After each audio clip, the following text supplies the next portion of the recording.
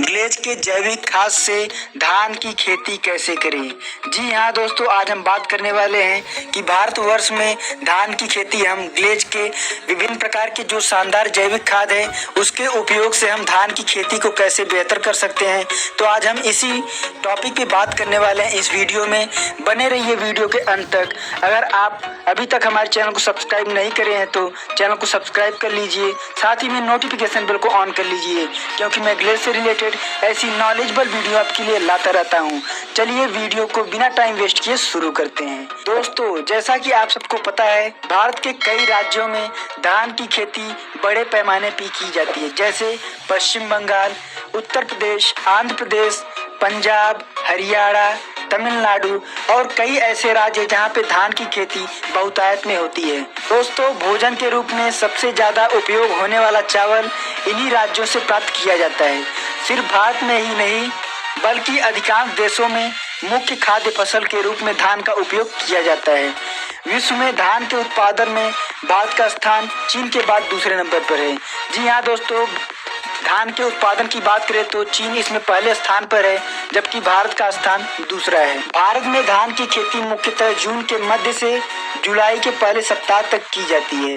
भारत में पूसा 1460, पूसा सुगंध 4, IR 64, IR 36, सहभागी 2011, कोरह जो 02 जैसी कई धान की प्रजातियों की फसल उगाई जाती है।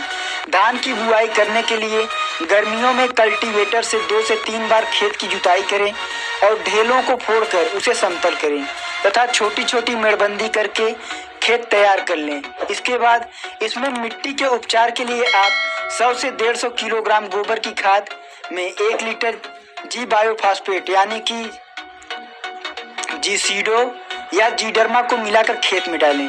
जी हाँ दोस्तों, 100 से 150 किलोग्राम खाद लेकर के उसमें 1 लीटर का जो जीडर्मा या जी बायोफॉस्फेट आता है उसे मिलाकर के पूरे खेत में बुरकाव करें।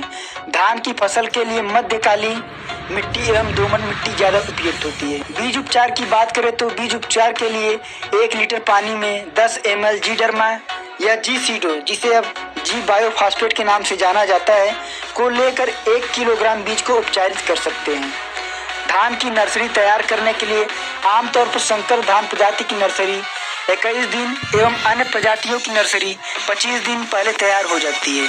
मई जून की पहली वर्षा के बाद नर्सरी के लिए चुने हुए खेत में पारा चलाकर जमीन को समतल कर लेना चाहिए।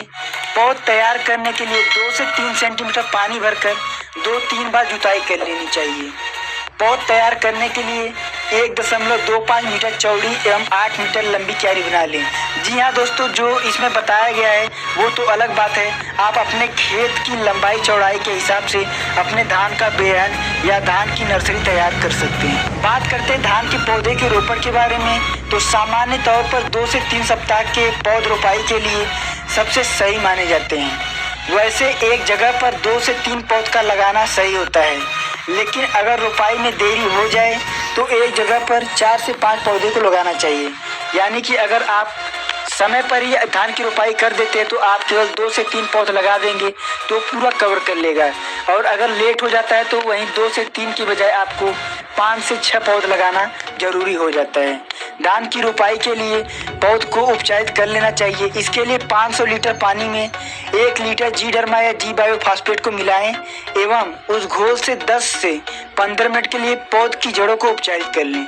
ऐसा करने से धान की फसल का उत्पादन बिना किसी रोग के अच्छा होता है। जी हाँ दोस्तों, जो जीसीडो और जीडर्मा कंपनी में उपलब्ध है, आप उसके माध्यम से जो धान का पौध आप पहले उपाड़ते हैं लगाने के लिए, उसे एक पानी भरे टब में रख करके उनको उपचारित कर लेना चाहिए, जिससे धान में लगने वाले विभिन्न प्रकार के जो रोग होते हैं उनसे बचाव किया जा सके।